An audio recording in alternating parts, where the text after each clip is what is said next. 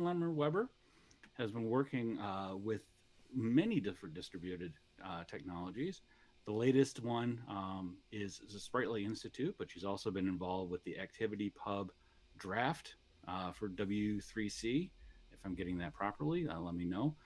And then she's also part of a podcast called Foss and Crafts, hosted also by her wife, Morgan Lemmer-Webber, as well. And I'd like to turn it over to Christine. And I should unmute myself. Hello. Uh, uh, Thank you, Craig. And actually, I'm going to give Craig exclusive permission to be the only person who, at least once I get past the main presentation, can be the main person who wants to jump in with long ongoing commentary, because we're going to hit a point where the main presentation is short, and there's going to be kind of a lot of space for kind of interactive stuff here. And I will use Craig as the vessel through which that comes through, if Craig is willing to be submitted to that task. I will be your willing vessel. Okay, great. And so comments that come in through the chat or whatever other place you can grab them from are also welcome. But anyway, I do have a presentation, so I'm going to pull that in. Let me actually just move. Try to avoid recursion here by moving this over here and switching to the screen sharing on. Let's see. So I think it's screen 1. Let's see here. Yes, that's the one. Oh. So that should be up. Can you see that on? Is that visible for everybody? Okay, great. We're good to go. Yep. All right. So hello. This is the rapid fire tech tour of the Spritely Network Community Institute stuff. Spritely Institute for short. If you don't want to say 4 long words at once, I'm the CTO of the Spritely Institute, so that's me giving useful, productive bragging, right? So we are a nonprofit that is specifically here to work on basically improving stuff on the experience of individuals and communities on the internet. So as Craig correctly said. Well, let's get to background, right? So my background is I worked on the Activity Pub specification. So if you use Mastodon, Pleroma, PeerTube, Funkwhale, like a whole bunch of like kind of the current generation of things that are called the quote unquote Fediverse. I'm co-author of that specification from the World Wide Web Consortium. So I worked on that, and that was great. But when Activity Pub ended, I basically said, oh well, what's all the stuff that we can't do yet? Right, how do we handle, when servers go down, people being able to, migrate between different servers? How do we handle when basically better privacy, richer interactions, and a whole bunch of other things? And this led me to kind of discover this whole background of things called object capability security. And so I'm co-founding this institution with our executive director, Randy Farmer, who his work goes all the way back to the mid-1980s. Actually, before that, too, but I'll shorten it to the mid-1980s, where there was Lucasfilm's Habitat. If you haven't never seen it, I'm going to actually suggest you go to neohabitat.org. There is an open source revival of this. This is from 1985. They made a online virtual world system that was graphical, that was the world's first kind of what we might call massively multiplayer game, right? And it ran on the Commodore 64. So if you know what the Commodore 64 is like, thinking of having a graphical virtual world running on that is pretty impressive, right? But it turns out they did a bunch of other things since that. So one of the other things that they did is they ended up having an organization that was called Electric Communities. And Electric Communities, basically, what happened was I discovered all this technology as in terms of, oh my gosh, they already solved in the mid to late 90s. They had already solved all the problems that I wanted to be able to solve with a direction called object capability security. So let's go to the high level first, right? So we're talking here about the technology, and this talk is going to be kind of more low level. This is a user group of, I think, pretty techie people, so we're going to kind of take a pretty techie perspective. But we're hoping to build stuff that, well, not just hoping, we are working towards building actual high level user facing stuff, right? And in this mock-up here, you can see that there are these various users chatting, right? Now we have a longer presentation that actually shows off some other mock-ups of what we're seeing here. But what's interesting here is that this application, this peer-to-peer user agent, it's fully peer-to-peer. There's no client to server. The core technology for this already exists, by the way. It was built, as I said, in kind of the late 90s. Spritely is in many ways kind of a revival and synthesis of that and some other technologies. But what's interesting here is that there's no central server. There's no central naming authority. So there's no DNS/TLS certificate authority type stuff. That doesn't exist. There's all just, it's fully peer-to-peer and fully distributed. And the technology to be able to build this, as I said, does exist. The lowest level of the technology, the not user-facing stuff, is what we call Goblins. So Goblins, and I know some of the people who are attending this, certainly Craig, are familiar with David Revoix, did this lovely artwork for us of our Goblin. So Goblins is a distributed, cooperative, transactional programming environment. I'm going to actually show it off live a bit. But that's a lot of words, right?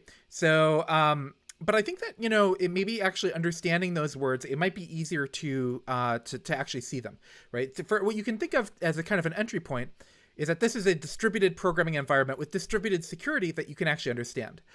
It's object capability security programming is extremely simple. It just follows we have this motto. If you don't have it, you can't use it. So it's entirely about you holding on to and using a reference. So for example, up until recently, a car didn't, decide whether or not you could drive it by scanning your face, right? You had a different way that you could drive the car, which is whether or not you had a key that you would insert into the car, right? So it's possible to build things that are not identity-based in their security model. And there's a whole bunch further you can go in describing that. But the simplest way that you can understand it is that it's just argument passing. It's just ordinary programming. Object capability security takes the fundamental passing around argument references between procedures and objects that you're already familiar with if you're doing any modern programming language, and just takes that as its security model.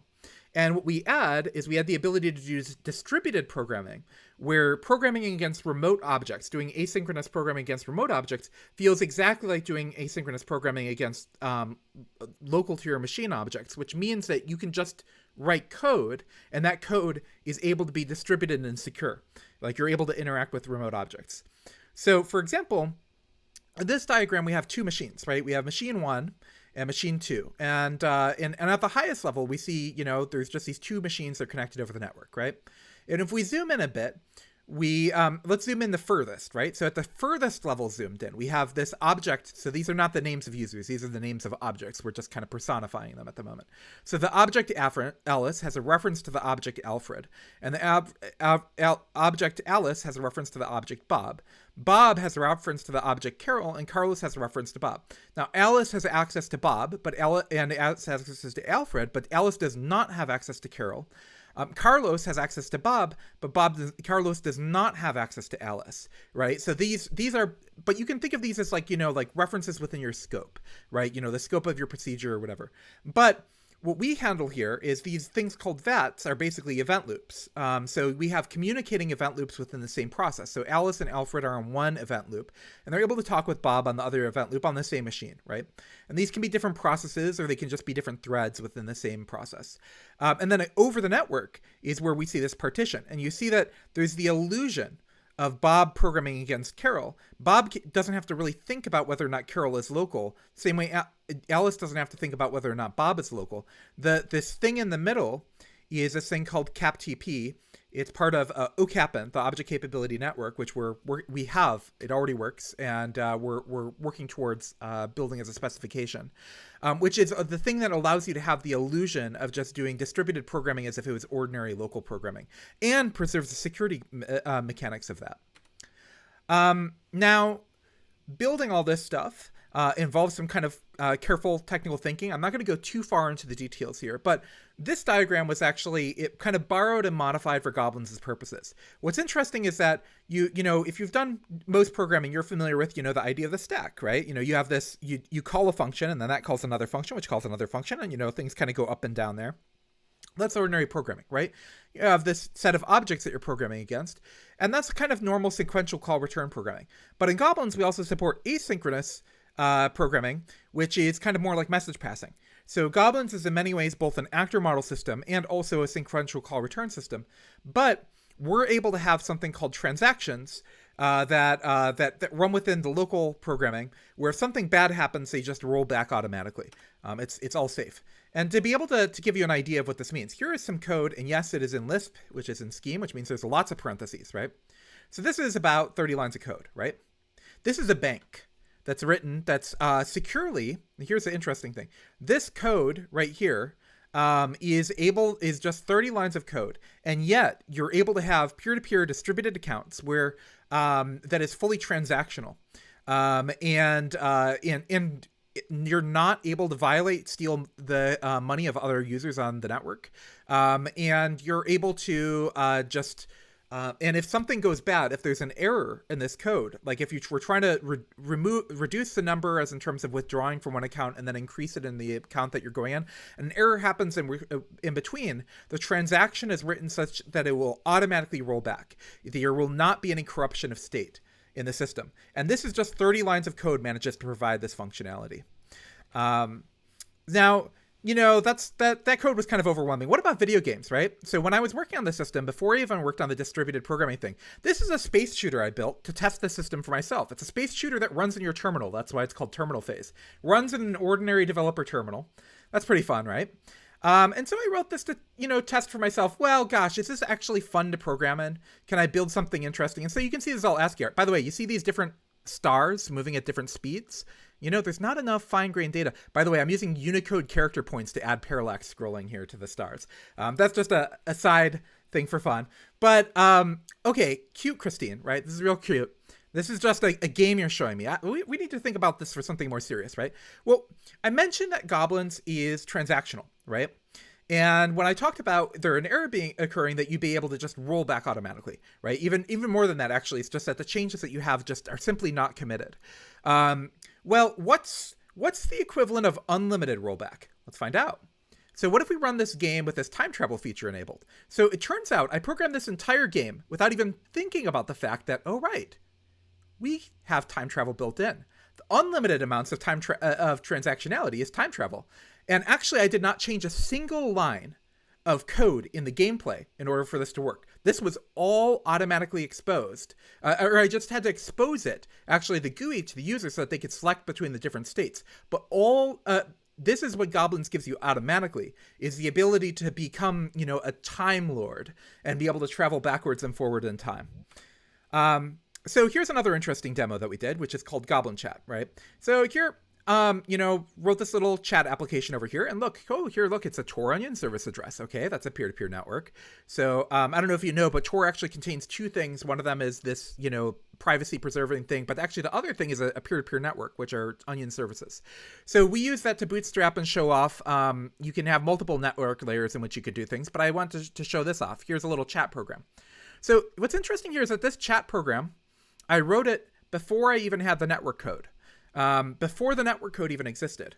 And then once we added the CapDP network code, I actually just connected it to this, and all the code that I wrote to work locally within one process, just testing against it, it automatically worked over the network. So this whole system with both the code that provides the users being like them being able to receive their messages and stuff like that, and the chat rooms, all of that is only 150 lines of code. For both the logic for the chat room and also for the users. But here's a really interesting thing. It doesn't even mention the network once. It does not mention the network once, and yet we're able to have a peer-to-peer end-to-end encrypted system where neither user can impersonate the other user, written in 150 lines of code. And it's actually really nice to write this stuff. Maybe you're afraid if you're not used to Lisp, but it's actually very pleasant. So if you're interested in more, if you go to Spritely.Institute and click on the Goblins page, we have this thing that says a paper, and it's called The Heart of Spritely, and you can read this, and it's practically a book that explains like the core ideas of what our technology does. Now remember, this is very low level. This is the user-facing side. This is the programmer-facing side of things. We do have user-facing. This ugly chat demo is not designed for aesthetics, right? This was just designed to be for me to test whether or not this stuff worked. And it does. And so we're currently supported by a number of different institutions. We just launched recently. We're supported by the Filecoin Foundation for the Decentralized Web, Agoric, and NLNet. We are hoping to get other sponsors. If you know other people who are interested in supporting this work, we are a 501c3 nonprofit in the U.S. You can donate to us, and it is tax deductible. And we want to make the internet better for everyone, right? So in a moment, I'm going to go on to actual tech demos. But before we do that, I'd like to say thank you again to the Mug for hosting us. Thank you to Craig Maloney for setting up this thing. And I'd like to ask, are there any questions? And that questions pre-code demos. Craig, I'm going to let you pilot that. I'm piloting it. I'm looking to see if there's any questions at the moment. I'm not seeing any at the moment. One thing that did come to mind is, so let's say you're doing a chat application or something like that. What is to keep someone else from jumping in to that chat? How do you get that all set up as far as network-wise? That's a good question. So, for example, am I still screen sharing? It looks like I am. So what you could, right here in this demo, right, you see there's this address back here, right? This is a capability. So if you think about probably what you're most familiar with is like, a Google Docs link, right? Is that, they have that thing where you're like, oh, you can share this link and it'll give somebody else access, but it's restricted to only the people who end up getting that link, right? So only the people who get this link are actually able to access this chat room, basically. Now there are additional things you can do to add accountability and the ability to revoke and stuff like that. That are completely feasible, but nobody who hasn't been, like, if you haven't shared this link, and nobody can just it's not possible to just brute force and start guessing links in this system. You'd be using up so much machine power that doesn't exist on our planet to be able to kind of try to brute force that. So the you're basically unless if you're given a link, it's just simply it's the if you don't have it, you can't use it type philosophy. So did that answer your question? I think so. We do have a question in the chat here. So question is, and I'm going to read it verbatim. So if I understand this correctly, one could use this to turn a local program into a network program by adding some kind of library, which changes how the program is interpreted. Macro magic? Question mark. Well, let's actually take a look at some of that. But the answer is that you're programming within Goblins from the get-go. Like if you're writing your program in Goblins' style, and in Goblins' system, then your program automatically can be extended to the network. But Goblins has its own. You can't just take any program in any programming language at the moment. It has to be something that's within Goblin. So we are working on stuff to be able to make this so that it's extensible to other languages. Agoric does actually have some of that in their own system. So if you look at Agoric's, they have an implementation of CapTP that does a whole bunch of the same things. And actually a lot of the people who work there are the ones who came up with a lot of the technologies that we're using here. So it is possible to port this to other programming languages, but the system that we're showing here, the technology that we have, you can't just throw any program at it. You have to write your program for specifically this style, and then it can be exposed to the network. But you can write very thin wrappers around a code that already exists, right? So you could write your whole code. And then you could end up exposing basically these Goblins objects for the things that you already have, right? And then you can make that available basically to the people that you would like by, kind of sharing around these URIs, and that allows you to kind of bootstrap a connection and then, get the other things that you need. Does that answer the question, I think? Okay, thanks. Cool. So, there you go. Great. Any other questions before we get into the coding phase of this? I'm checking just to give some folks some time to tap the keyboard if need be, or figure out how to unmute, as usually is the case. Well, once we get to the point where there are not questions, also I could show a live demo of me. I've been actually porting the terminal phase, which was originally written in Racket. So we have two programming languages for this. One of them's in Guile, one of them's in Racket, which are both schemes, right? But they're not as compatible as you might think. So what we So I've been porting things from the Racket version to the Guile version.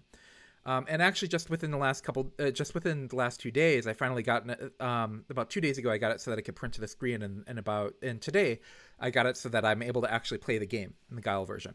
So I can show off kind of what the experience of doing live hacking on that, like to bring that to life, looks like Okay. using Goblins, if that's interesting. But it looks like a question came in. What was it? The question is, the Goblins concepts take care of handling the arguments to functions and so on to make it so that they could be remote on another machine? Question mark. Uh, yes, the Goblins.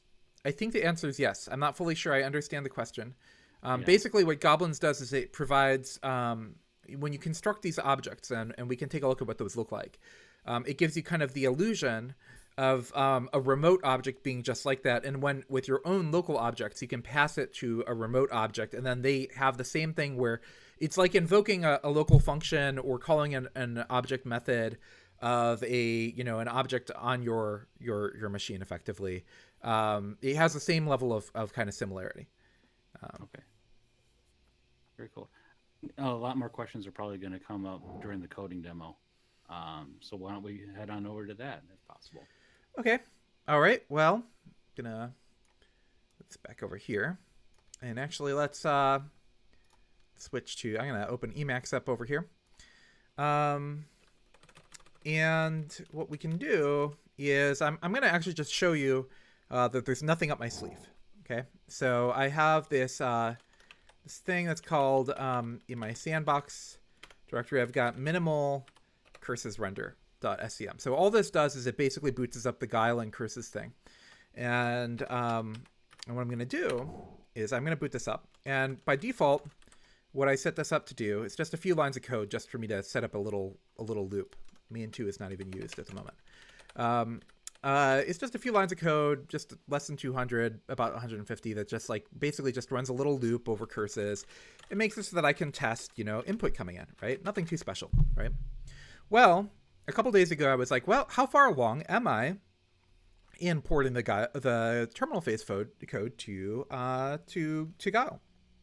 So let's kind of walk through the experience of what I did. So in terminal phase, let me actually just bring. I'm gonna show you it with a new file, right? So new terminal phase.scm, right? So what we have here with the terminal phase render.scm, we're going to say, okay, well, this is pretty good.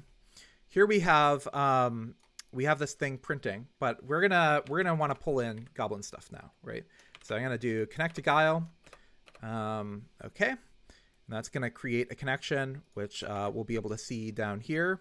So this is a little REPL, right? So I can do normal scheme code stuff. I can do +1, 2, 3. And it'll just print that out. But I can also do stuff like I can print to the curses stuff on the screen, right? So I can do. So this is actually more. This is probably not the best talk for Goblins. This is more a talk that I thought would be fun for this audience. So let's say I say, okay, well, this is fun, but I want to see if I can print something to this terminal over here, right? So I'm going to say, okay. There you can do add character and add character. Let me bump up the font a bit. Let's see here. There. So add character, and we'll do actually even better. I'm gonna actually pull up my code from the minimal phase renderer for reference, right? So here in this code, I say, okay, what happens on the do update thing? Well, it does this add string.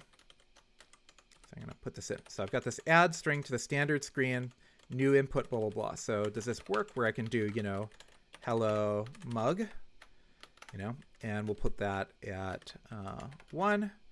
And sure enough, it says hello mug up here on the screen. So I was able to blit that effectively to the terminal.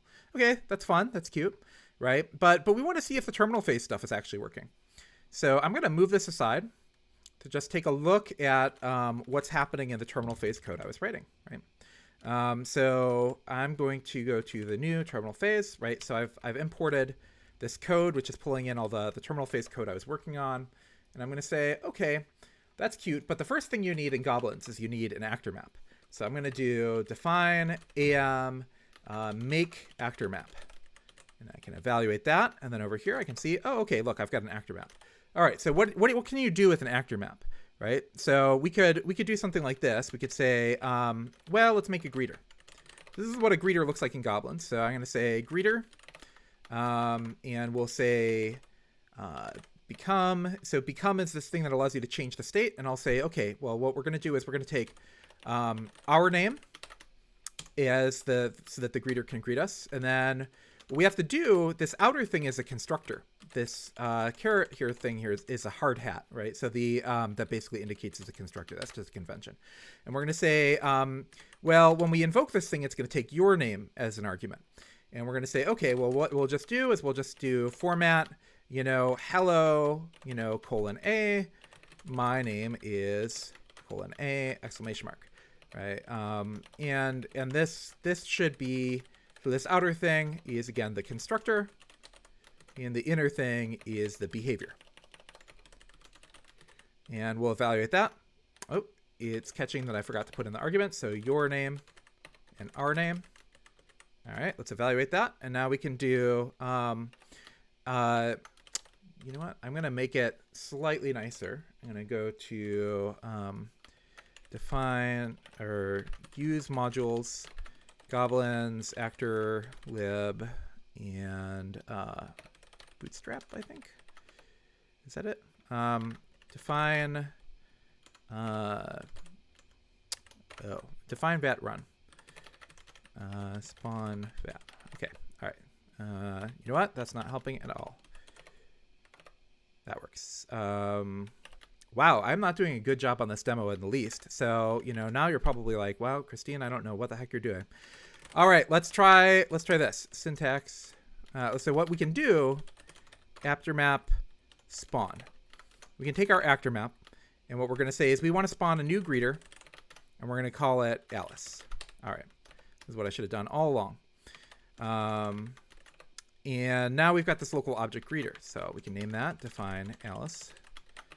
And then I can do actor map poke at Alice and say, we want to call this with Bob. And it's just going to say, hello, Bob, my name is Alice. Okay, that's kind of cute, although that was a very long-winded and not very easy way of getting at things, I think, for this demo. What we really want to see is whether or not our stuff in terminal phase worked. So, okay, I'm going to copy and paste this stuff in to make it easier. So this stuff right here, we're going to evaluate this and going to find out what it is. All right, now that you've seen that you can run some code, right? So the first thing that we've got here is we've got this level 1 tape. All right, well, we don't know what the heck that is, right? So let's look at, well, what's a level 1?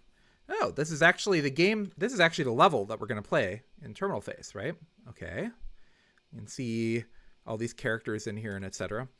All right, well, what can we do with that? So we've got, well, in order to make this level, we have to get a score tracker to keep track of things, and we need to set the number of lives because those are the things the level expects. So we're going to spawn this level here and say we're going to pass in the tape, the score ticker, and the lives. So that the tape is reading this one column at a time in this game, and basically letting us just kind of slurp this thing piece by piece.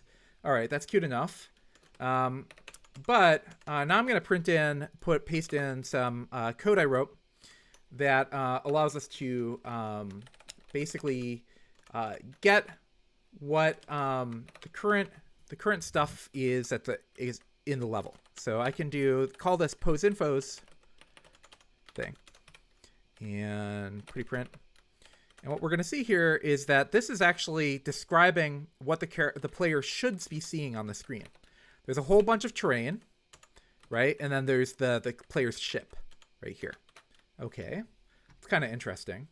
But what if it's hard to visualize all that personally, right?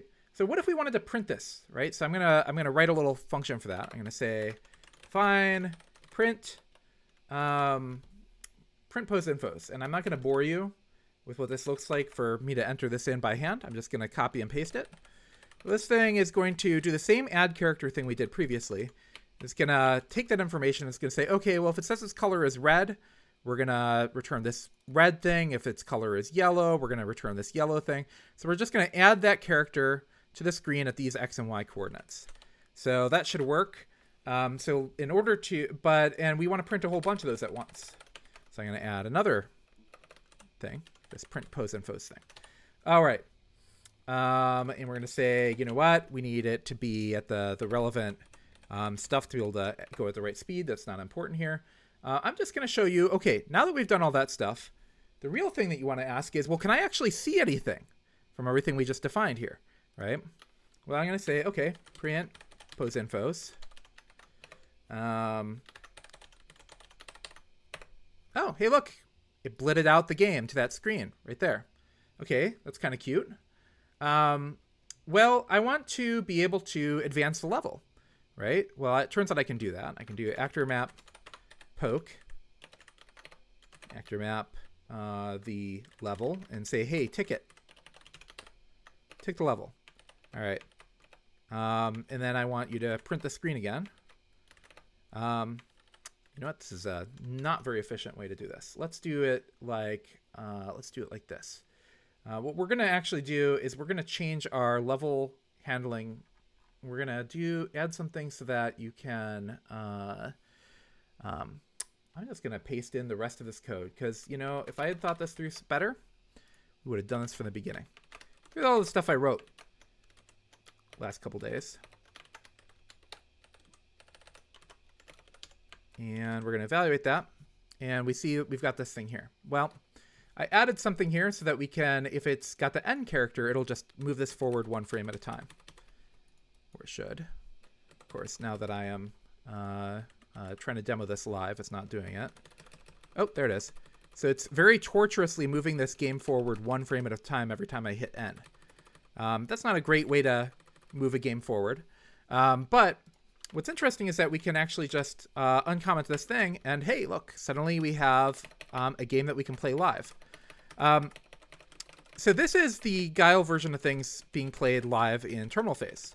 And what's kind of interesting is that building up a program often involves kind of exactly that type of behavior.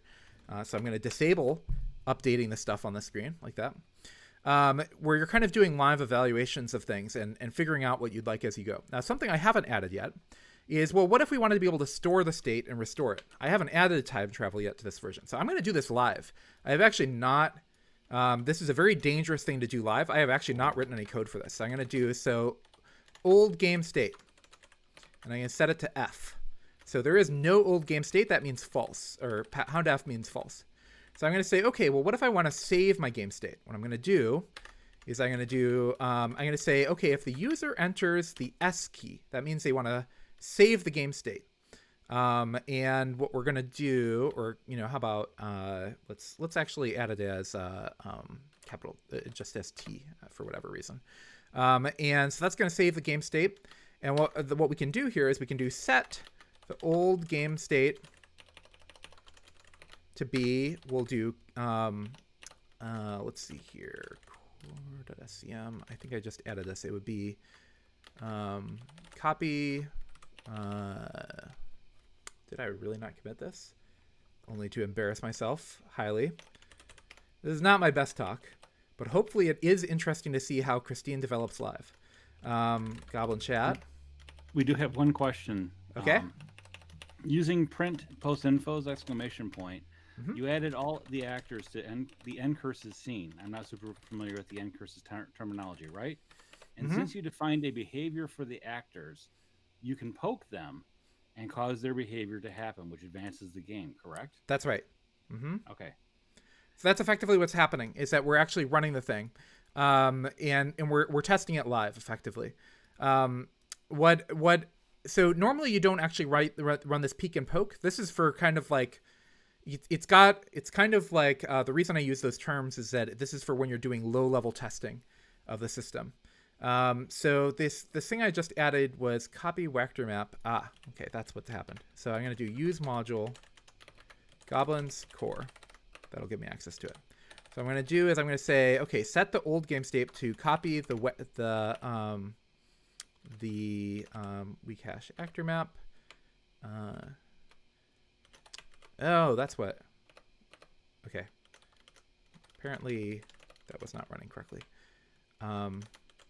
Oh, I am very deeply embarrassing myself. This is what you get for doing something live. Geyser, config, Emacs, modes, Geyser. All right. Why did I do this?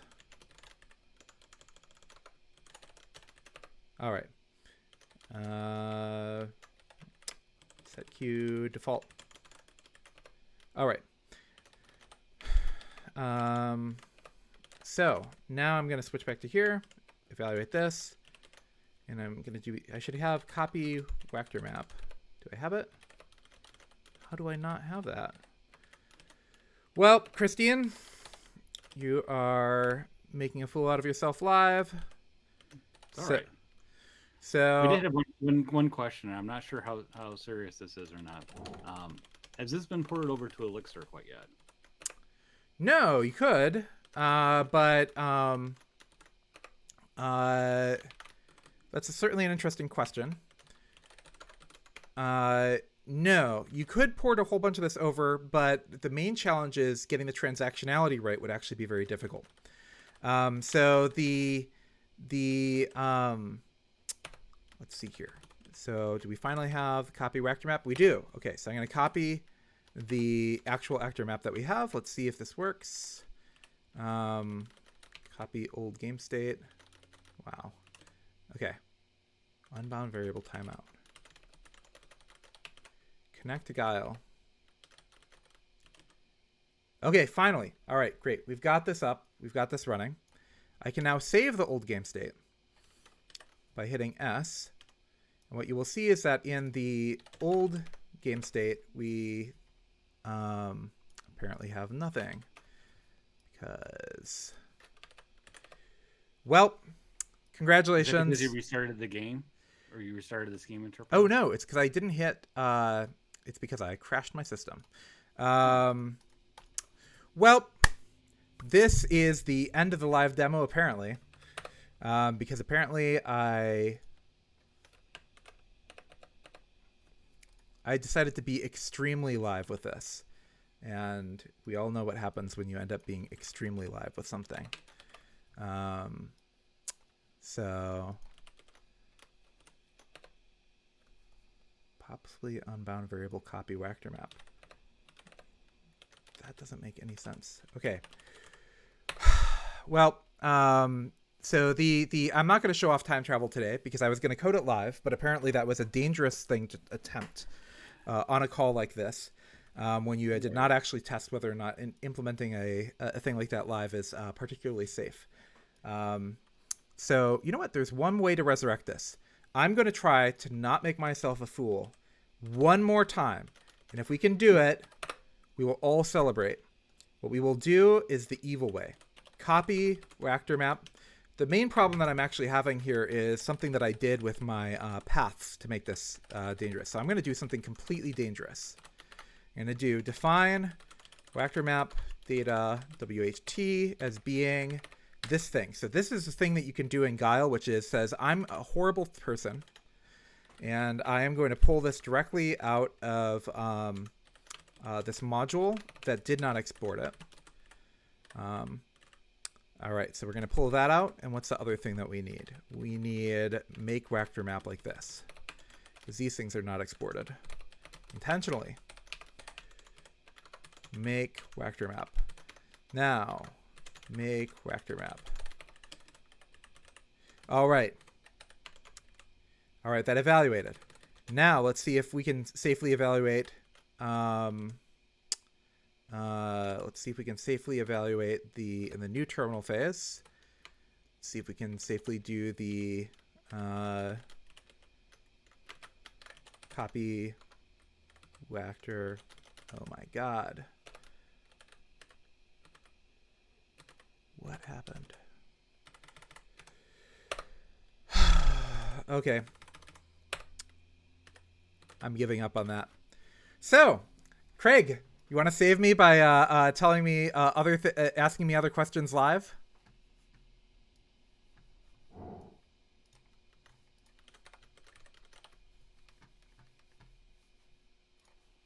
Are there no other questions? I'm not seeing any other questions at the moment. All Although right. one statement was, "Don't forget T, not S." Okay. Oh, here we go. How or where does the system store the state so that you could roll back later? Right. So it's what it's actually doing is it's taking the transactional heap and it's actually just uh, it's actually just storing it as a data structure. So we do have a separate thing so that you can be able to serialize these things live. We actually have a one that's able to serialize things where imagine you wrote a distributed game. Um, you know what? Let's do that. Um, let me show you some motivation for why I did all this stuff in the first place.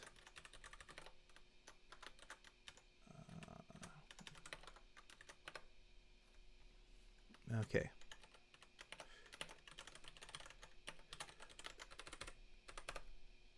All right. Um, We do have one other question as well, which is, what are the current goals for Spritely Institute? What are the next steps after porting to Guile? right. So this is a much better question.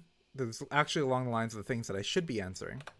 Um, the thing that is the next goals for the Spritely Institute are actually getting the developer version of the peer-to-peer social networking agent stuff up and working.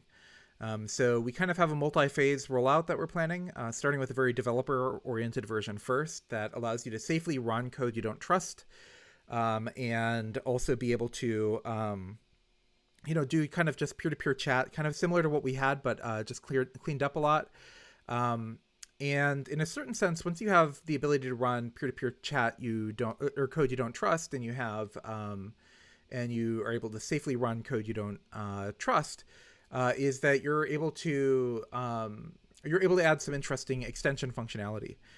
So in order to be able to get all the way up to the point where you're able to extend your system without having to so here's a broad contrast to the systems that we currently have today.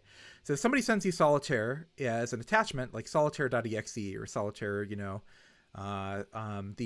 equivalent for some ELF binary for your Linux machine or whatever, and says, hey, double click this, right? Well, what's the security sense that you have today? It's that it would be completely unsafe to be able to execute that, right? But in Spritely stuff, it should be safe to be able to execute that in an object capability security type environment. So being able to run code that you don't trust is high on the agenda. And basically, over the next 4 years, we're going to be going from a developer environment type situation to a kind of a community-based rollout to and then eventually trying to get software that everyone can run. So we are moving from a very kind of developer low level on the stack side of things, with interfaces that are then very as an intermediate step aimed to be for developers. But then we're also working towards getting the technology so that you don't have to be a more hardcore technologist to be able to use it as kind of the multi-phase rollout of things. Does that make sense?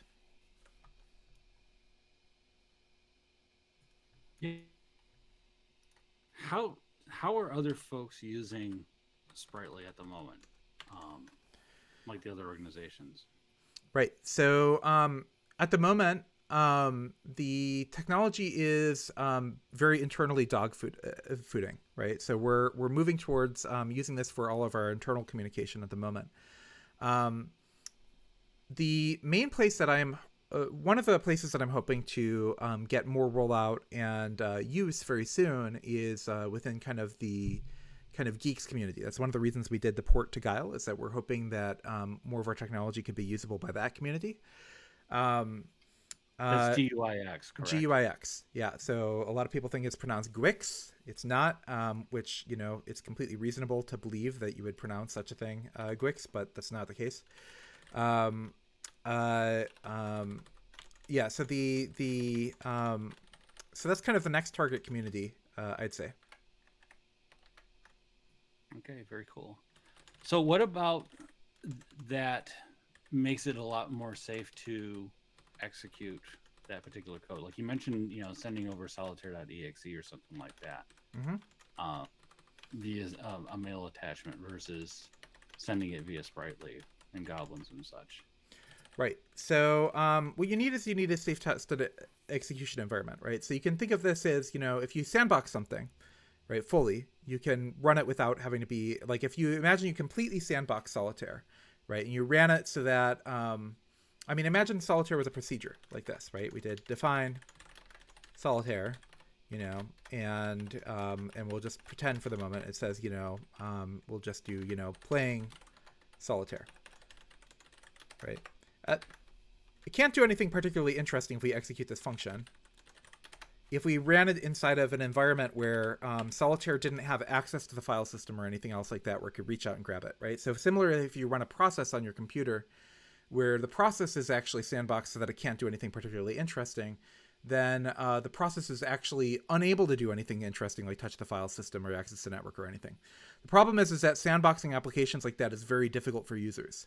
And one of the things that you really need to be able to do is to be able to kind of extend the thing live. So if you can imagine that Solitaire was this procedure in this environment where it could do nothing particularly dangerous, but then you could pass in things that might be interesting. Like, maybe you pass in the specific, the display, display window, and then you make a new display window in a more powerful environment to say, so here's a window for Solitaire. Then Solitaire would only be able to read and write to that specific window, not to any other window that exists. And then similarly, if you ended up saying, okay, well, we're also going to give you access to, the high scores file. And then we're going to say, well, we actually open a high scores file and we pass it into it. So, we do open file, home cweber high scores.txt or something like that, right? And we pass that in. If you imagine Solitaire is executing an environment where it can't do anything particularly dangerous, then it actually can't be able to pwn your system, basically. It can only access this file that you gave it, and it can only display to that screen. So that's interesting, but of course the challenge is making this type of stuff not painful for users, right? Being able to do it as a developer is actually something that's very well understood. Being able to develop the user interface stuff is actually the challenging stuff. Yeah. Thank you. Any other questions out there? Here we go. The chat thing that you showed in the beginning with the link to join the chat was interesting stuff as well. Do you have a blog post or something showing how to run that, which you could link later, maybe in notes or whatever? I do. Yes. So we actually have, it's called Goblin Chat. There is a, it exists in this repo, gitlab.com/spritely/goblin chat. I would, but as in terms of making all this stuff very available to people, that's one of the things we're trying to work on right now. So the old Racket stuff was really difficult to get people to up and run. You had to really use Racket's package manager and stuff like that. It may not sound like it as in terms of, well, moving to Geeks should make all this stuff easier. Well, one of the challenges with Racket's package manager was it was very difficult to be able to package things in other distributions. I think this is a pretty common problem with a lot of language package managers right now. If you've worked on traditional distros, you've probably experienced this. But it was particularly hard in Racket. One of the reasons we're starting to embrace Geeks for things is because of stuff like Geeks Pack, which allows you to very trivially like make a Docker image or something like that from a completely reproducible package. So it's completely reproducible and easy to hack on in as a developer environment. But if you want to create kind of a black box binary, thing like that anybody can run, anywhere, it's pretty easy to do that using the Geeks Pack that already exists. Yeah. I know a lot of folks may not be as familiar with Geeks. Could you just do a quick summary of what exactly Geeks is? Sure. Geeks is pretty nice. So you can see I'm doing some evil things here as we're talking. Yeah. Okay. So the Geeks is basically it's like Git but for your whole operating system. So in Geeks, when you are installing a package, so if you have you ever had the experience where your system's like, oh, you really need to do an upgrade. So you're like, okay, I'm going to do an upgrade, and then you do, apt-get dist upgrade, and then you come back and something went wrong in the process, right? Your system's hosed, and now suddenly everything's messed up, right? So Geeks is really nice in that it's a functional package manager, which means that it basically turns your whole operating system into being like Git, where like if something goes bad, you can just roll back. It's very similar to Nix, if you've ever heard of that. The ideas are very similar. The main difference is that Geeks is also written in Scheme from like top to bottom, and also is much more hardcore about some free and open source software principle type things. But the big advantage is that having it all be in a composable domain-specific language means that you're able to do a lot of stuff live. That's you're able to do a lot. You're able to basically get these different layers to talk together very nicely. Geeks also includes a bunch of, because it's so easy to extend, which is kind of the main reason why taking advantage of a Lisp is powerful, is Lisp makes it trivial to import basically any programming paradigm into an existing Lisp that's already running. So that means that you're also able to, pull in, you don't need to have a whole bunch of different language configuration types, and your whole operating system is thus scriptable. So it means that there's all sorts of interesting extensions that people have been able to add very easily. One of the extensions is Geeks Pack, which I saw Craig linked in the chat. And Geeks Pack makes it so that you can just you can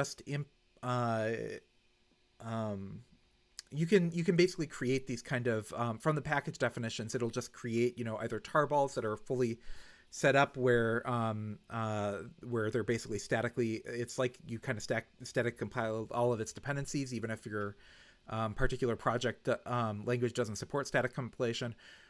Or you can make like Docker images and stuff like that. They don't yet have support for Flatpak. There's kind of no reason they couldn't. But yeah.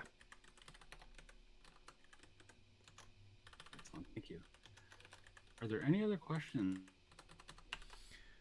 I think we are not far away from having the, I've said it before, I would love to end this presentation with me making not a liar out of myself, and adding the time travel live. All right, so that worked. Now let's see if I can evaluate this. Okay, now I can evaluate that. All right, now that I can evaluate that, can I evaluate this code that I tried to add to my live version of things? Oh, that's what happened.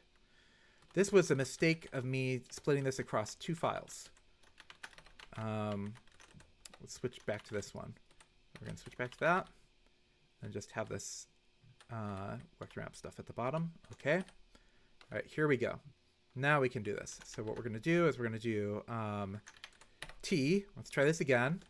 We're going to define old state as being false by default.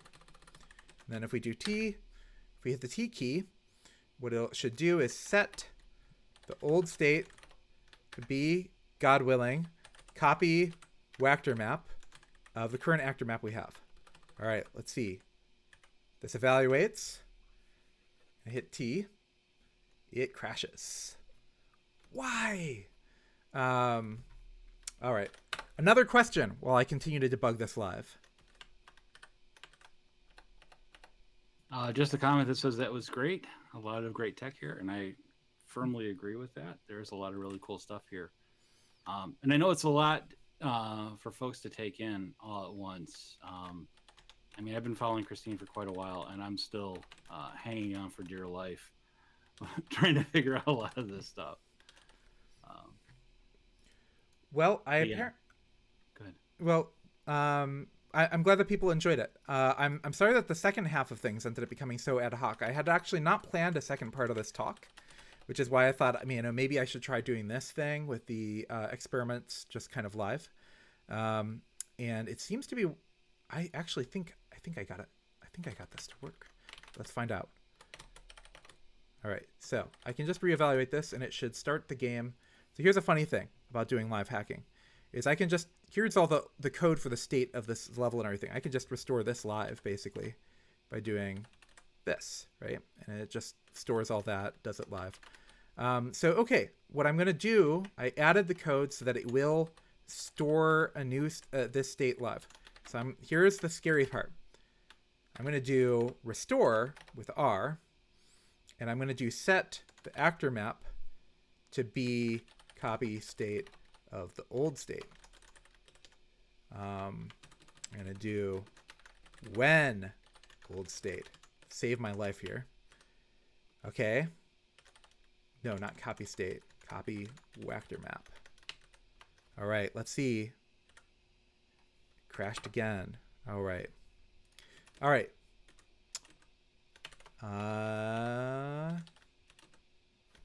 Let's see. T to save. Oh, it worked. All right, watch. Okay. Here's the thing. I'm going to hit T and save the game. And then I'm going to suicide bomb right into this. Oh no, that was a mistake, right? I'm going to hit R. I'm back. We did it. We did it live. It was a massive mess for me to get to this state live on this presentation. But sure enough, we have live time travel added to this program. In kind of the most disastrous way possible. But we managed to do it. I feel proud of that. All right. Any questions? I have a question. So is the state then passed around between all the various other, and I'm trying to come up with the correct terminology for this, but you've got basically the state is let's say you added a second person or something like that, and you wanted to play this game cooperatively or something like that. Mm-hmm. How is the state between those passed around with each other, and what's to keep someone else from going back in time and undoing all of your magnificent playing along the way? This is a great question. Let's see if I can get this to work the way I'd like. So to be able to show off this idea, what I'm going to do here, it actually can be, so multiplayer terminal phase is something I've been meaning to implement. And understanding how that would work is is actually pretty well understood by looking at the time travel. So no, you don't actually have to implement all this live. So I just wrote a macro here just to make me showing things off easier. Normally you don't do this actor map peeping poke stuff. You actually normally do stuff within a Goblins environment that this is just because we're kind of kicking things off one at a time to play with them, right? But normally in a Goblins environment, you just write some code, and the code we'll pretend this run thing doesn't exist. This is, anything I do inside of here. So for example, if I do, the level, and let's see here, what was it? Pose infos. It was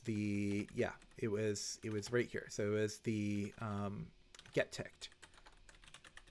Tell me what all the objects are that this level has that can get ticked. Oh, okay. Actually, it's a ticker. So that runs.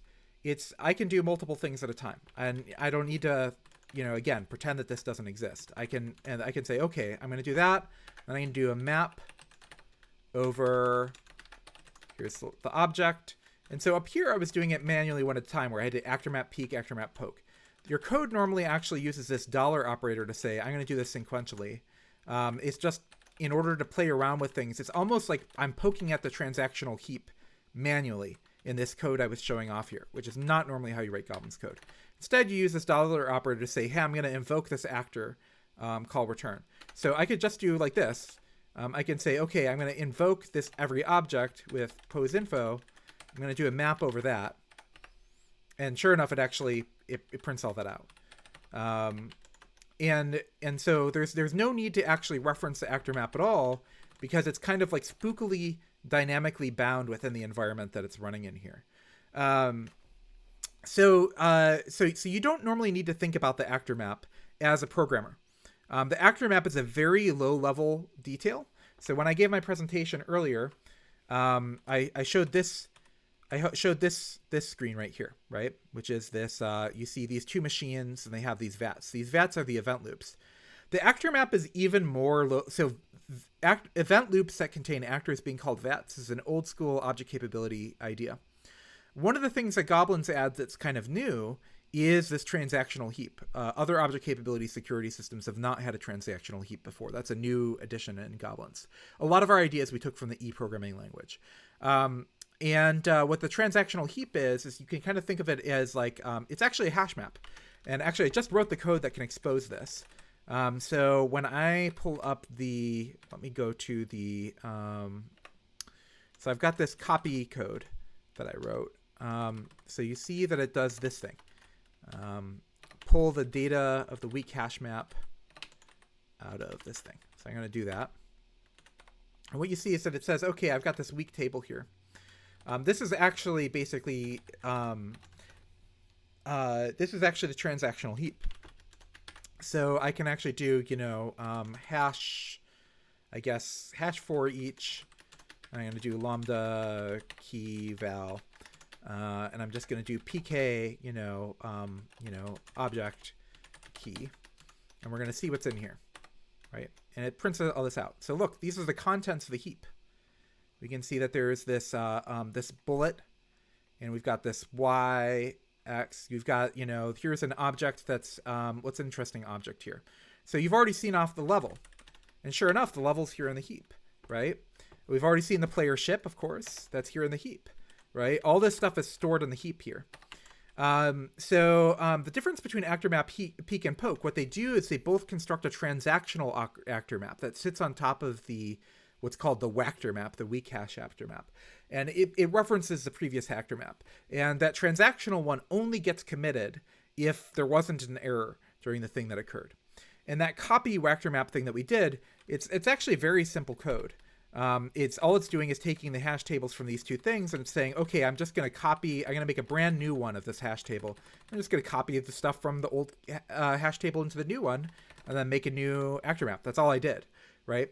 So that's what we did for the time travel is we just actually literally copied the heap that Goblins has.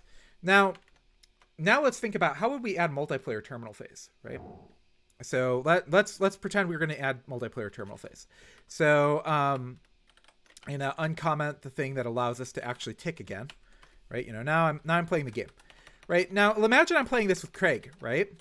And Craig and I decided that we both wanted to play this game, and the problem was that I wanted to be able to have my ship move without and imagine there's two player ships on the screen, right?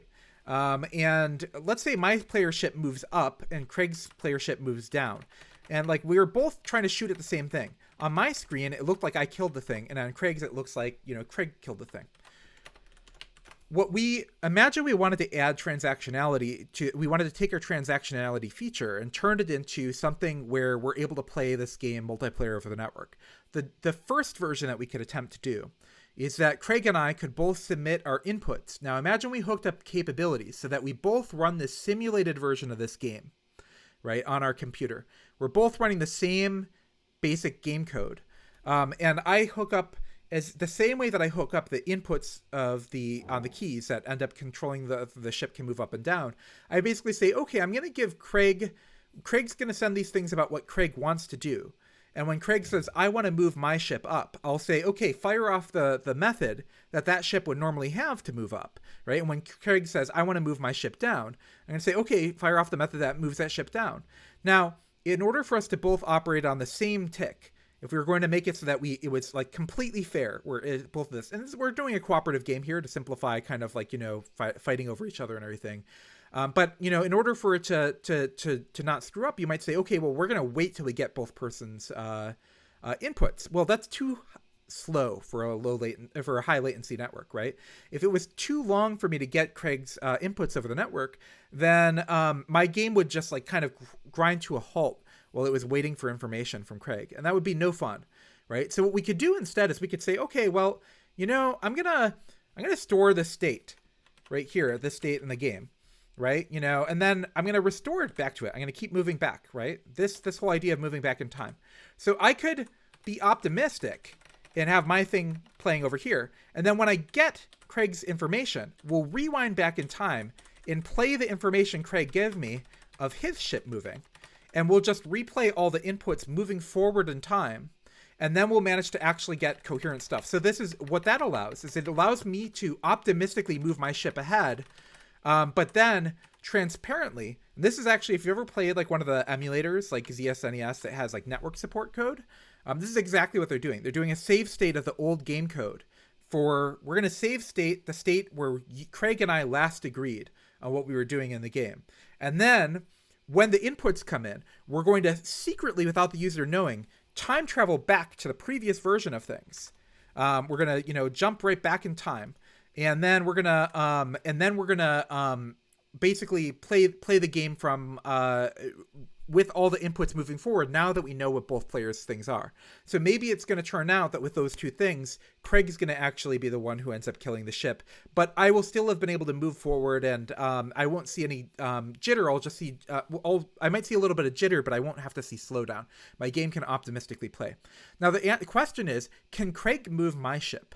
And the answer is no, because if on my game I've wired up the ability for Craig to run the simulated inputs of these movements, and Craig's wired up the ability to move my things. We've allowed for a multiplayer game there where I'm only allowing Craig to be able to pilot effectively what I've given as the player 2 inputs, and Craig's only allowing me to pilot what Craig's giving me as a player 1 inputs.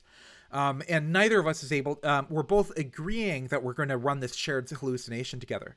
Now, so this idea of a shared hallucination, so this is an interesting topic. Right now, the most popular way that people are really interested in doing distributed anything is through blockchains, right? Blockchains are basically doing the same thing we just talked about here with convergent state, right? Shared convergent state, and how do you build a shared convergent world? You don't usually have to do that. So when you do this distributed chat program, there's no need to be able to roll back in time and then roll forward with a shared distributed state, right? Because I've got objects running on my machine, Craig's got objects running on his machine, and there's no need for convergence. It's actually just different objects talking to each other. It's only when we're needing to play a agreed upon thing with a shared sense of linearity where we need to be able to have convergence.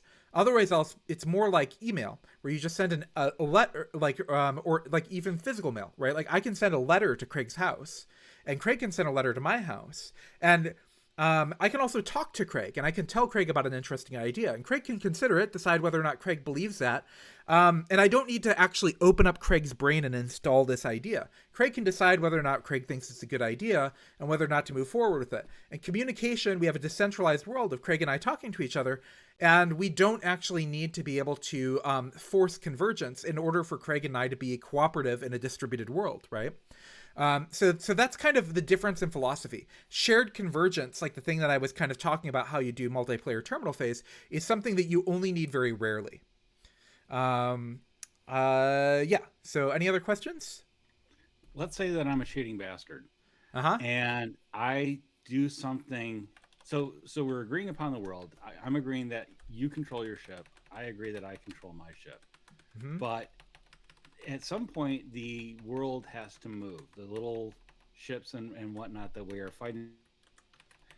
Is there a way for me to put my finger on the scale a little bit and have them move more toward me and more toward my fire path? That's not necessarily agreed upon by your system as well, but that would I would somehow overwrite that particular state. In the version of multiplayer I just described, how you could implement multiplayer terminal phase, it would not be possible. Yeah. Right? Okay. You could create a local hallucination for yourself where you believe things are moving forward. But I would be playing forward your messages, and I would just be ignoring that, right? I just wouldn't see it, right?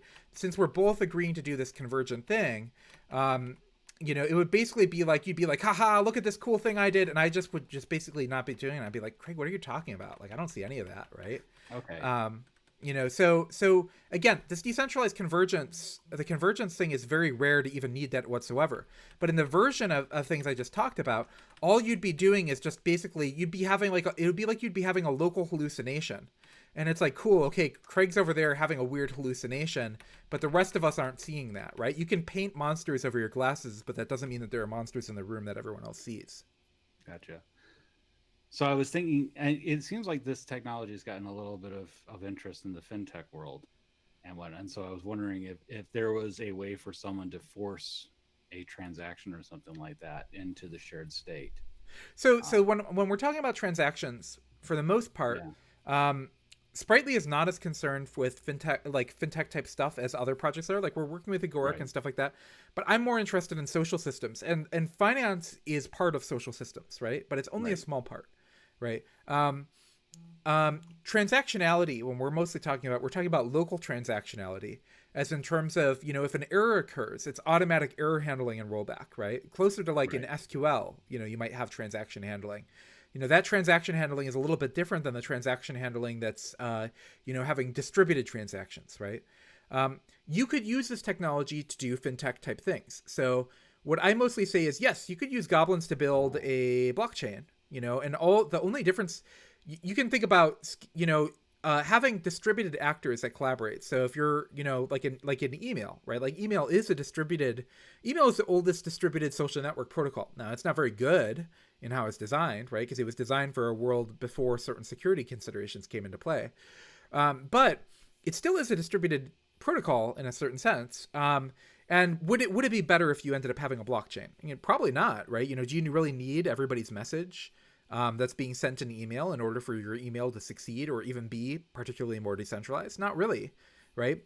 Now, but it might be that in the case where you have two, if you had if you and I were agreeing on what but there what you could do is you could take that same thing that I just talked about with the multiplayer terminal phase. You say, okay, well, what if we don't just wanted Christine and Craig to agree what the next thing that was happening, right? What if we wanted there to be, anybody was able to see whether or not Christine and Craig, who won, right, or something like that, right? And we wanted to make it more competitive.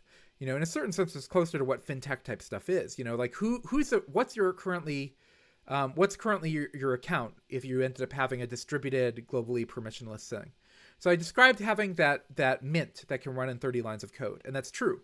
I can actually show it off live, and it hopefully I'm not screwing myself. Let's see here, Goblins. Let's see if I put it in the actor lib.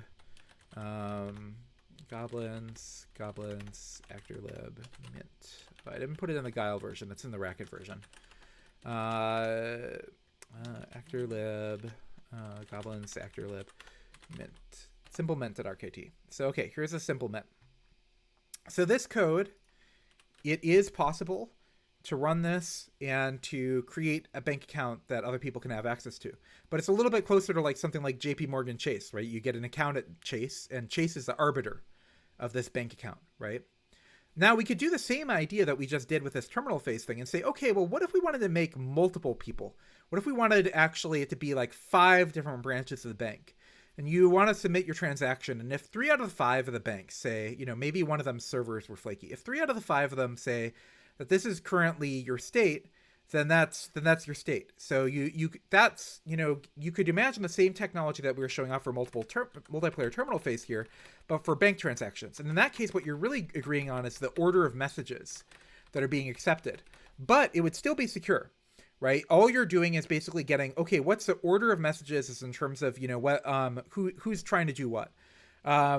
So what you could do is you could easily scale this up to a quorum by taking that same idea and just saying, okay, we're going to have these 5 arbiters, and 3 out of 5, that's good enough.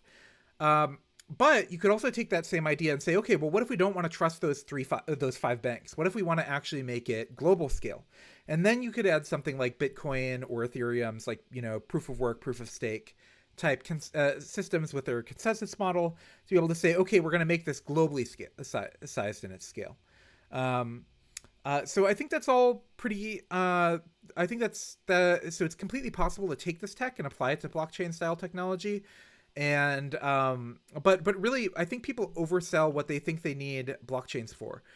You really need blockchains in the case where you need a linearized series of messages that are global, right? Where there's global agreement on those things. But you can actually do a massive amount of global coordination with stuff like the actor model without needing global coordination. Like that chat program I demonstrated was peer-to-peer and then encrypted, and it didn't need global coordination. Right. There is one of an idea. Could one create actors of different types so that one person with their specific actor has a kind of role where which only allows them to do specific things due to the defined behavior of their actor? In the example, one person could control the movement of the ship, the other person can control the shooting. Yes, you could absolutely do that. So let's say I imagine we want to do exactly that, right? So so let's say I want to give Craig a capability to do the shoot while I do that would be a fun game, right? Let's do something like Enterprise Bridge or something like that, or Right. Yeah, Bridge yeah, yeah. Simulator. So that we're splitting it up. Yeah, we could totally do that. I feel like this talk has really turned a corner once I finally got that time travel thing going. Then it was like not just watching Christine do awkward coding, right? Then it was like, oh, okay, something's interesting's happening, right? So what we really want to do, so we effectively want to handle these are the different up, down, left, right type things. So what we really want is we want to create input for Craig, right? So let's define Craig controls, right? And then we'll say become, and we'll say okay, did I import methods? I didn't.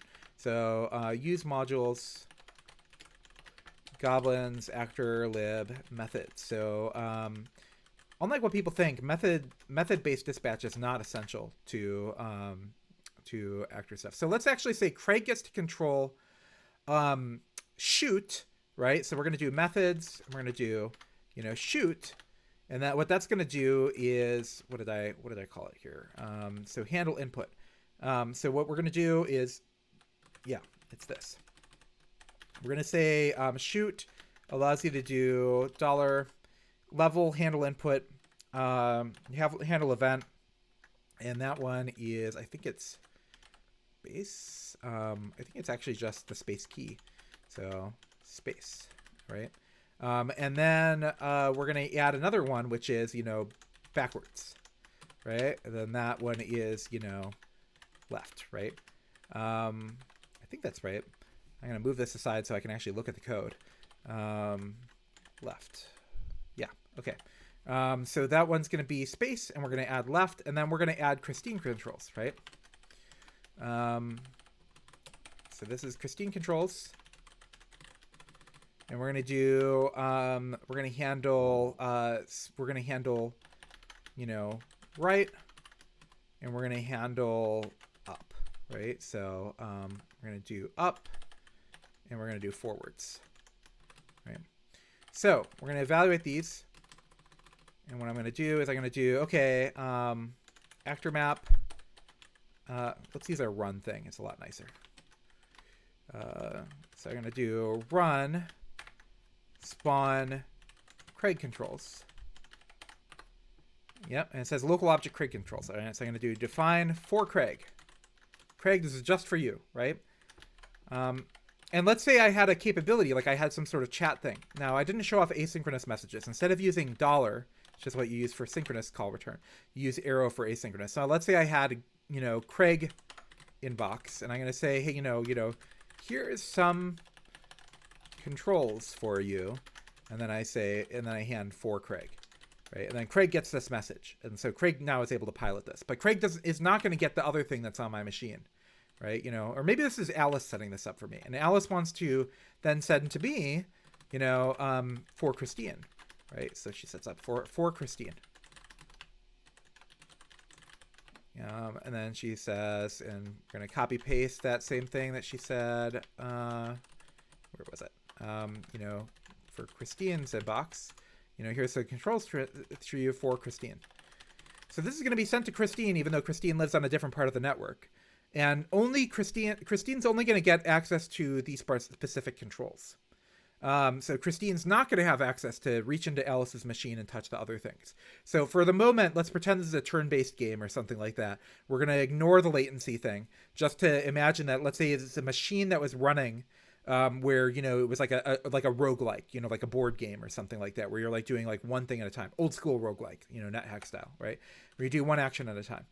All right, so now let's see whether or not, so if we do run, when Craig does, okay, for Craig's able to do, shoot, right? No such method shoot. What did I call it?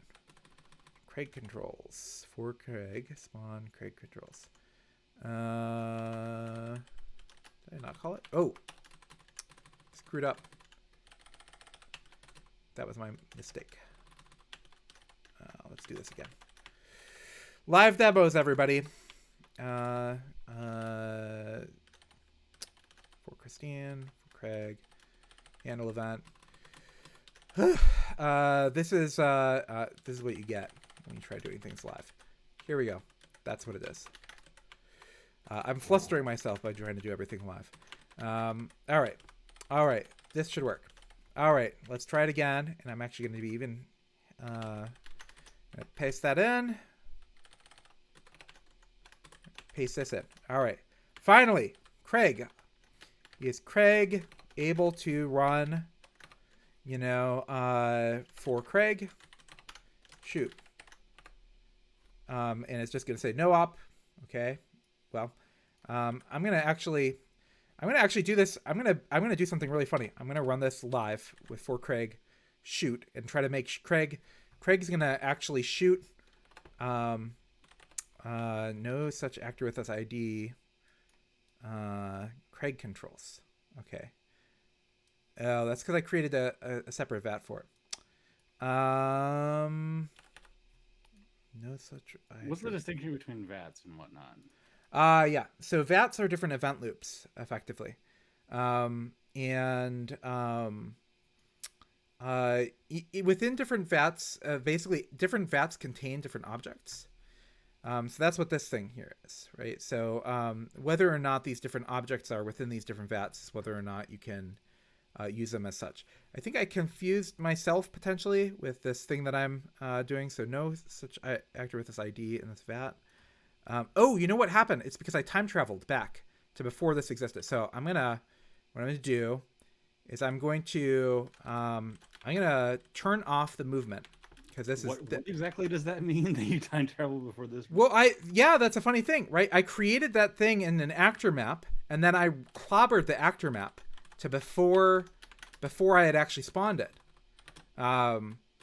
Normally, people do not end up actually doing live time travel in their programs while they do this.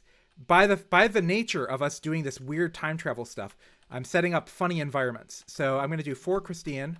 And spawn this. Okay, so now now I'm going to store a new state, which is this moment. All right.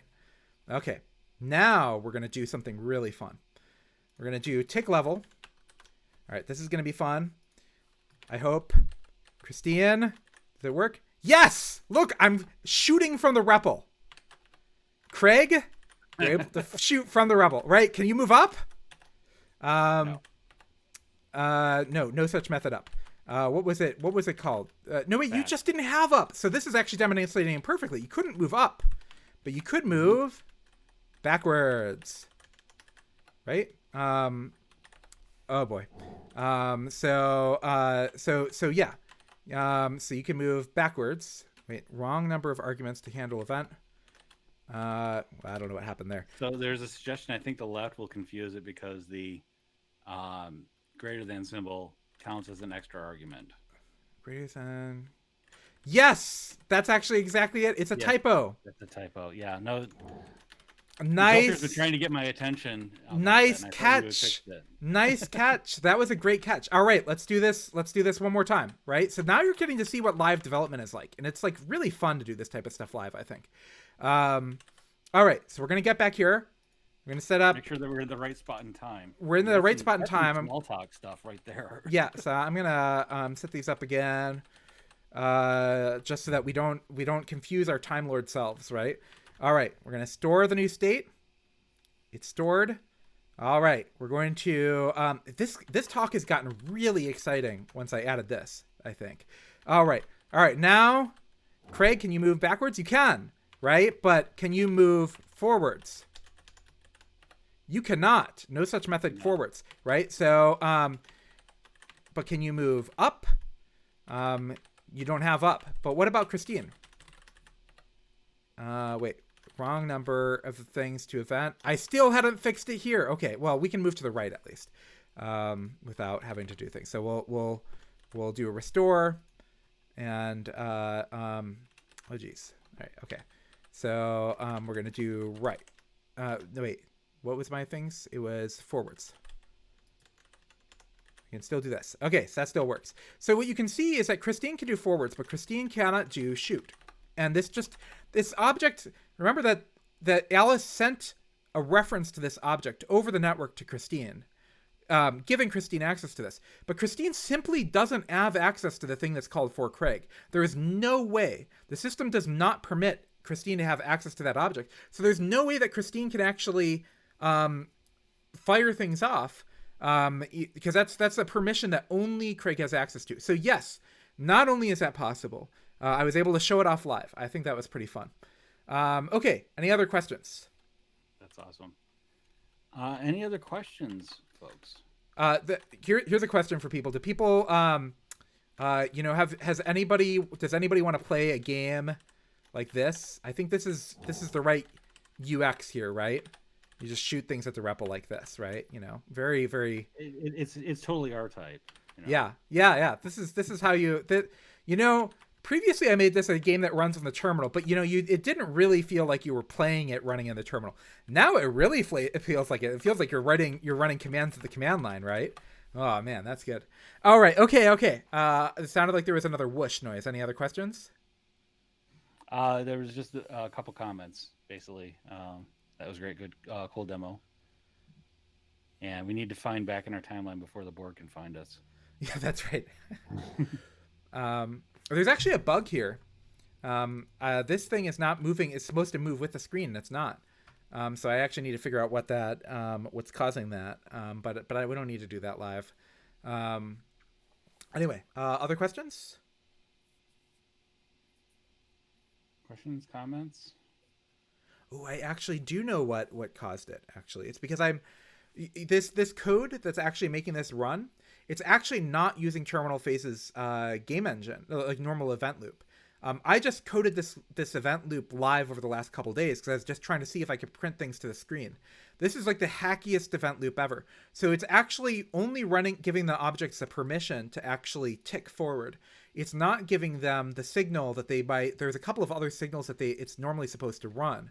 So I could actually look at let's see if I can find the old code. Level dot this is the worst way to possibly program, right? So let's do devel terminal phase level.scm. Okay, here we go. And then we've got this thing. There's tick, pre-level advanced, post-level advanced. Okay, that should have run. Advanced level. I have no idea why that didn't run then. Oh well. Advanced level. I see. Okay. It's not important, but there's a specific reason why this thing is not moving forward. That's a bug that I will fix in a future moment. Other questions or comments? Craig, what's on your mind after seeing Christine do insane live hacking, including very boring and then much more exciting moments? So here's one question. Is it also possible to take away access to objects from actors? Yes, so that's revocation. It's actually very easy to program. In fact, let's make a version of a revoker live, right? So let's say we said, we don't know if we want Craig to have access to this thing forever, right? Sure hell wouldn't. Yeah, so what I'm going to do is I'm going to say, you know what? Let's make a it's called the caretaker pattern. I'm going to call it a revoker. Right? Actually, we'll make it even so the general pattern is, instead of giving Craig access to the controls directly, we give Craig access to an intermediate object. So what we're going to do is we're going to make a revoker, which can change its state. So it's going to do we're going to do actually spawn revocable pair. And what we're going to do is, you know what? We're just going to do the spawn revocable pair. And what we're going to do is wrapped object. What we're going to do is define, and I have to use the cells thing. So I don't think, okay, we do have cells. So I'm going to do define cell revoked question mark. And it's going to start out as false, right? And then what we're going to do is we're going to define something called a proxy, right? And the proxy is going to take, it's just going to take any arguments And we're going to do if revoked, then we're going to say, we're going to error. No, you can't, right? Something like that, right? We're not going to do it. Otherwise else, what we're going to do is we're going to apply $ to the wrapped object. We're just going to pass along all args. So this is our proxy object here. And then we're going to, and then what we're going to also do is we're going to define, actually we can just return the revoked. So what we're going to do is we're going to do multiple value return of the revoked cell, and also we're going to spawn the proxy so that it actually appears in the actor map. Okay, well, let's try this. So now we can do spawn. Let's do run. Spawn revocable pair. And actually, my run is not well set up for this. So instead of doing values, I'm going to do consts. That'll be a little bit better. Spawn revocable pair for Craig. Right. Okay, it says, okay, well, you've got these two objects now, right? So I'll say define revoke Craig's access as being the car of 12, that first object, and then, proxied for Craig is being the cooter. All right, so that was just basically the car and cooter is not important. That's Lisp terminology for grabbing the first thing and the second thing. All right, so now what we're going to do is we're going to do, okay, so right now Craig wants to do, proxied. So instead of giving Craig for Craig, we're going to give Craig proxied for Craig. And it just does this no op here. But, we're going to say, you know what, Craig, we don't trust you anymore. Revoke Craig's access. Can Craig access it? And remember, that's basically just this revoked cell here. So a cell is basically just something that holds a value. So we're going to switch it to true so that Craig will be revoked. Now, Craig tries running shoot, and it says, no, you can't. Right? So what this object did right here, what it did, right? Good pronunciation, Christine. What it did is it actually interfered. What it set it up is that we're not going to hand Craig this powerful object anymore. We're going to hand Craig this intermediate proxy that will only pass along messages as long as we have decided not to revoke it. So this is the power, and this is just using lexical scope, right? This is just ordinary programming, but we've managed to compose a very powerful access mechanism. We can do more than this. So in the Heart of Spritely white paper, by the way, if you haven't read it, I highly recommend it. Worked very hard on it. So in Spritely papers, it's on the website. If you know what, I'm going to actually show it in a browser, even better. You can go to Spritely.institute. Here we go. And then it says, there's this part where it says, okay, Spritely Goblins distributed programming platform. You click on this, see some more cute David Rava images, and then it says, oh, read our white paper. So we're going to click that. Okay. So we actually have a whole tutorial here. It shows basically an example of somebody creating a blog, and they're going to set up, and they're going to do this whole thing. They're going to say, okay, I'm going to create a blog that people can add things to. I'm going to choose to give access for this other person to write to it. But you know what? I actually want to be able to take away the access from them. I want to be able to do all this type of stuff. So it actually walks through this whole example. And then it has this really wild example towards the end. I really recommend. Is we say, okay, well, so not only are we going to give Lauren Ipsum is the name of the person who runs the blog, is going to give Robert access to be able to become an editor of this thing, and she's going to hold him accountable. And the way that she's going to hold him accountable, now remember, so the opposite of object capability security is the shitty access control mechanism that Unix has. Oh, you might have thought that Unix was pretty secure. It's not. It's called using access control lists, which everybody knows should know these days are bad, right? Object capability security does the opposite thing. We don't look at people's identity. If you don't have it, you can't use it, right? The car doesn't scan your face. But then you say, well, wait, but how do we hold Craig accountable, right? What if we handed out access to a whole bunch of people? How do we know when it was Craig doing the bad thing? What if we wanted Craig to be able to sysadmin our servers, and we want to say, okay, Craig, oh no, you installed a Bitcoin miner on the server. We're going to hold you accountable to that. What you can imagine is, what if you ended up actually writing to a log, and you say, every time that somebody uses this capability, same way we handed that proxy that actually would or would not permit things, we handed a proxy that will run the thing if it's not revoked, but it'll also write it out to the log saying, the person that I think of as Craig just ran this command. Right? And then eventually we look through the history and we're like, Craig, you installed this Bitcoin miner.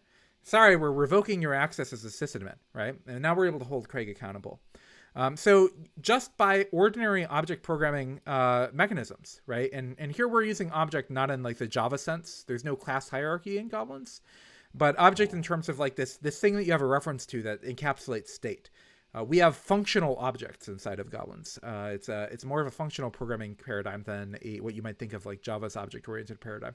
But people get confused over terminology. So, but anyway, the thing is that just by using ordinary scope and ordinary programming, we're able to actually compose these powerful access patterns. And in the white paper, the wild thing that ends up happening is we say, okay, well, what if Robert, who's going to become also an admin of this paper that Lauren can choose to revoke access to if she would like. What if Robert wants to go on vacation and Lauren's really busy? What Robert does that I think is pretty wild, and you won't see, there's no way to really to do this in an access control system, but you're able access control list system, but you're able to do this in our system. Robert sets up a capability that Robert gives to a student. Robert hears about this student at the local middle school who won a science fair project. So he reaches out to the student and the teacher and says, I want you two to write an article and submit it while I'm on vacation. Now, Robert does not have to reach out to the person who set up the blog, Lauren, to set this up. Robert can just set up this code on his own machine without having to upgrade any of the code for this server. And Robert says, okay, I'm going to, so here to the student, Robert says, here's the ability for you to edit this blog post. But you can only edit this blog post, and it's going to be named as being by you. You can't change the author, but you can change the title and you can change the body. But this is some middle schooler, that's not good enough quality control. So the Robert reaches out to the teacher and says, okay, you have the ability to publish this paper. So it's down here, guest post with review. So you basically, so Matilda, who is a student, so the science fair post is given to both Matilda and Mick Speaker to allow them to both read the state of the post, but the editor is only given to Matilda. So Matilda is able to edit and author the post, but that does not give Matilda the ability to publish the post. The teacher has the ability to publish the post, but can't edit it. So the teacher and the student have to coordinate to both reach consensus that the post is ready to go live. Now, no blockchain involved. But these two people are having to coordinate to be able to initially Matilda writes this post and says, my name's Matilda, I'm 12, I won the science fair. And then the teacher's like, you know what? You forgot to add a title and you should make this more engaging. You should make it the story about you. And so the student makes these changes and the teacher says, good enough. And the teacher can improve it.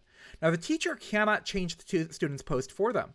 They can only approve. The student cannot approve the post. Only the teacher can. So between the two of them, Robert has decided if the student feels like their text is good enough and the teacher feels like their text is good enough but can't actually change the text for the student, then the teacher can approve it going live. And between the two of them, they're able to reach consensus. And Robert is able to be on vacation, and this post is able to be made to the blog without Robert having to be there.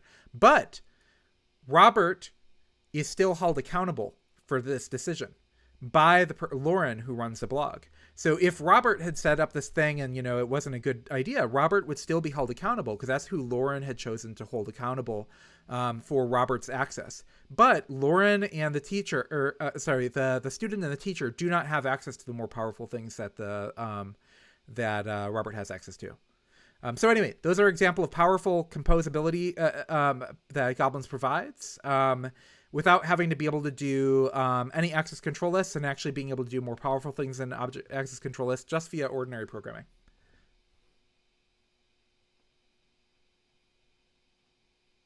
Awesome. Um, are there any other questions? Is anybody's brain fully broken by this point in the presentation? If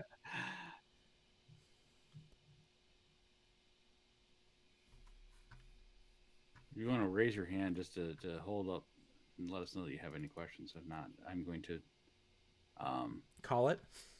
not necessarily call it, but so one question I have. So in the case of the blog posts and that, the access controls are held where specifically in the system? In the objects themselves. In the objects themselves. The object behavior is the stuff that defines that. Now, the question you might ask is how does the stuff persist to disk? Because I've only shown off live runtime, right? So that we have a system called, it's currently codenamed Ori, but it's going to be a core part of Goblins. And what it does is so if you've ever, I'm going to say something really wild. If you've ever implemented a language before, you know there are these two pieces that work together, eval and apply, right? And you've probably at least run eval in some code, right? You know, people are might be like, oh, it's dangerous. Well, we can write a version of eval that's not dangerous. But in fact, I can show off my other fun demo, which is where we can, I have an interpreter that's made object capabilities secure. And you can try to run what would be a normal guile, the thing that would wipe my home directory, but it can't wipe my home directory in the version that I show off because it just doesn't have access to the file system permissions. But anyway, why was I bringing that up? Right, yeah. So if you write one of those things, you have these two pieces of an interpreter, right? One of them's eval, one of them's apply. And what eval does is it kind of gathers up everything related to the program that you want to run. It says, okay, I have to run all the little pieces, right? And what apply does is it actually just says, okay, I'm going to run this one function with the things that you told me I'm going to run it, right? And those two pieces work together. There's the gathering phase and then there's the execution phase, basically. What if you ran those in reverse? So this is an observation that Jonathan Rees made a number of years back to Mark Miller, who are both people I've highly collaborated with in order to be able to make this stuff exist. So Jonathan Rees said, oh yeah, I have this serialization system where it's called uneval and unapply. So instead it runs it in reverse. What if your program actually, all the pieces say, here's what I'm going to do in order to be able to run. But they can only say what they would like to be able to do the next time they're resurrected based off of the capabilities they currently have. So if you imagine making a distributed game, in your distributed game, imagine you added this this character who is like somebody has like this fool who wants to be a king, right? The fool can put on whatever garb they want. They put on their little their hat and all that stuff like that. But they want to have $1 million. They want to have 1 million gold coins. And they want to have a scepter that allows them to vanquish anybody instantly, but they weren't given access to that authority, right? And we as the game designers want our game users to be able to play this world, but we don't want them to be able to have access to these things that they weren't actually handed, right? Maybe they can control how they look, but they don't have access to mint currency, and they don't have access to powerful scepters that they don't have, right? So what in our safe serialization system, kind of like how you can only have a reference to something to invoke it if you actually have a reference to it, you can only serialize yourself with a reference if you actually had access to that reference. So we run eval and apply backwards, asking the objects, okay, which things how are you going to serialize it? Well, how are you going to wake yourself up next time? Oh, and then you ask those next objects, okay, how are you going to wake yourself up next time? And then it basically serializes a whole graph. And it can save it to a database, and then we can actually restore it live. And so you can actually serialize a running program with all this behavior and state inside of it. It turns out you can also use that same mechanism to be able to do upgrade, right? Because when you restore yourself next time, you can actually add new code that says, okay, well, the next time this thing runs, it's actually going to do, that was on version 0. This is on version 1 and stuff like that. So we do have a persistence and upgrade mechanism. And partly thanks to Goblins' transactional heaps and stuff like that, it can even be made very efficient so that only the objects which updated get serialized and stuff like that. But yeah, we do have an answer to all that stuff. So it turns out that you don't need to actually write things down in your Django admin where you write down this user can do this user can do that. Your runtime code stuff actually can encode all that type of stuff, and we can serialize it to disk and restore it, and even do upgrade over it. So in that case, the object then, let's say that the object is owned by the king, and the fool says that is now mine, or something like that. You could have something in there that says, no, this is actually going to be part of the, this is going to be owned by the king. The scepter says, I'm owned by this particular king, and if I'm owned by somebody, then nobody else can have this unless they give it to someone Scepter else. doesn't need to think of identity, right? Your key doesn't know who owns it in your pocket, right? Your key is just in your pocket, right? Yeah. So your scepter, your fool simply never had the scepter. So when your fool is serialized, your fool can't say I had the scepter, right? Your king has a scepter, right? If your king hands a scepter to the fool, then the fool can say, "Ha, I have the scepter," and now the fool has the scepter, right? But the fool simply doesn't have the capability, right? So similarly, if you're in our system, if you wanted to have access to the file system, and you say, "Oh, I'd like to have access to that file system," yes, I have this little piece of code that was set up I want to be able to I want to crypto locker this hard drive, but you were never given access to be able to do dangerous file system things, or maybe you're given access only to this one file, right? You don't get access to the whole file system, right? You just simply can't get access to the whole thing. You can only get access to the pieces that you had. Gotcha. Well, if there's no other questions, any questions? Questions? Did people have fun? Was it even fun? Okay, good. I know it kind of lagged in the middle there when I was like trying to code that thing live and it wasn't working, but yeah, that was my favorite part. Really? Okay, good. I've been there giving presentations when things don't work right, and that's anybody can give a presentation that works well. Yes. It's fun when things don't. Exactly. Okay. And you did very well at it. Good. I'm glad that was the case. I'm sure I'm gonna watch this video later and be like, oh, of course, that was a stupid thing I did that made this whole thing fall apart in the middle. But that's actually that is what it's like developing something, right? You're trying to figure things out piece by piece. And I think one of the things that's really nice about Goblins and our mechanisms for programming is that programming Goblins feels like exploration, right? It feels like something that's alive, right? We really want something that feels alive. If we wanted to show off, if we wanted to throw in something for one more piece of time, you know what? We shouldn't do that. That's we're running out of time, unfortunately. Yeah. Okay. And what we really should do is in the future, when we have the OCAP safe mud that people can extend live while they walk around it securely, we should do a future presentation where the audience actually joins us in, and we actually do a presentation where we kind of like the old mud presentation that I gave before it was OCAP secure. So one of the inspirations, I'll say this as kind of a closing remark. So I made this look very video gamey, and that's because video games are a great way to test out systems and feel fun and enjoy it, right?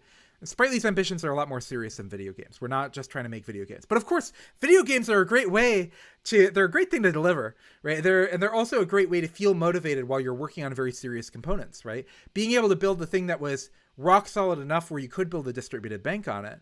The way that I built the core components, though, is I made a video game first because that was a lot more fun, right? And actually, one of the things that led to Spritely is I did make a multi-user dungeon. It was like a multiplayer text adventure thing that people could play a number of years back. And I even gave talks where like each room in the mud was actually what I used for the slide. And everything was interactive. You could play with this gadget over here. You could do this type of thing. And people would say, oh gosh, wouldn't it be fun if this room had this?